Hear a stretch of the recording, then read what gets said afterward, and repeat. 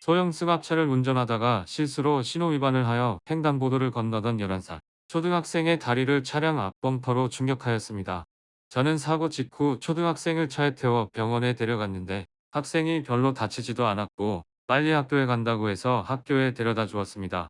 데려다 주면서 제 연락처는 주지 못하고 학생 보호자 연락처만 받았는데 일이 바빠서 연락하지 못하던 중에 학생 부모가 저를 뺑소니로 신고하였습니다.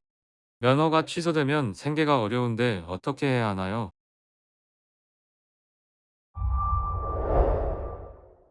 뺑소니 같은 경우에는 혐의가 인정이 되면 면허가 취소가 되고 가장 큰 문제는 5년 동안 면허를 취득을 할 수가 없습니다.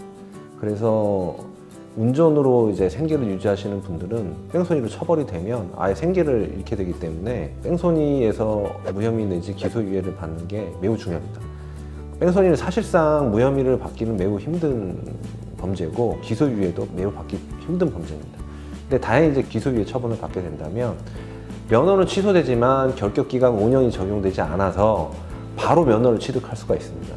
이 사안 같은 경우 제가 실제 했던 사건인데요. 피해 학생을 일단 다쳤으니까 병원에 데려다 줬는데 이 학생이 그냥 학교로 가겠다고 막 때를 써가지고 다시 학교로 데려다 주고 그때 자기 연락처도 지워주고 했어야 되는데 그걸 안 하셔가지고 고소가 된 사건이었습니다.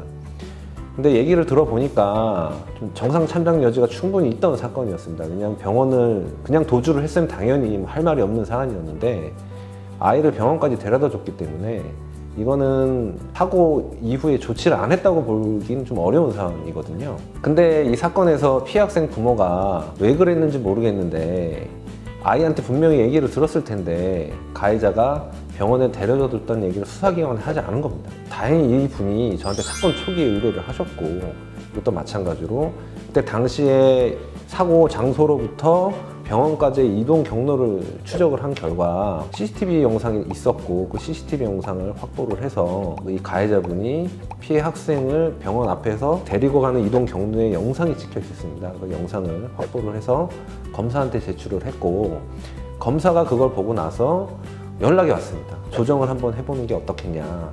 근데 검사가 이런 상황에서 조정을 해보라는 거는 자기가 합의만 되면 기소유예 처분을 해주겠다는 시그널이거든요. 그래서 저는 의뢰인을 설득을 해서 형사조정 자리에 나가게 됐고 형사조정 자리에서 피해자 부모를 잘 말씀드려가지고 합의금 200만 원을 주고 합의를 했습니다. 합의를 했더니 검사가 다행히 이거를 재판으로 넘기지 않고 기소유예 처분을 하게 되었고 기소유예 처분을 받아서 이분은 면허가 취소되었지만 바로 면허를 재취득을 해가지고 생계를 이어나갈 수 있었던 사안이었습니다. 그래서 뺑소니라고 무조건 포기하지 마시고 사안에 따라서는 이렇게 정상 참작이 돼서 기소유예를 받을 수 있는 경우도 있기 때문에 법률 전문가의 도움을 받아서 적극적으로 사건에 대처하시면 좋은 결과 있을 수 있습니다. 알면 알수록 도움되는 법률 문제 무엇이든 물어보세요. 법무법인 로블이 대답해드립니다.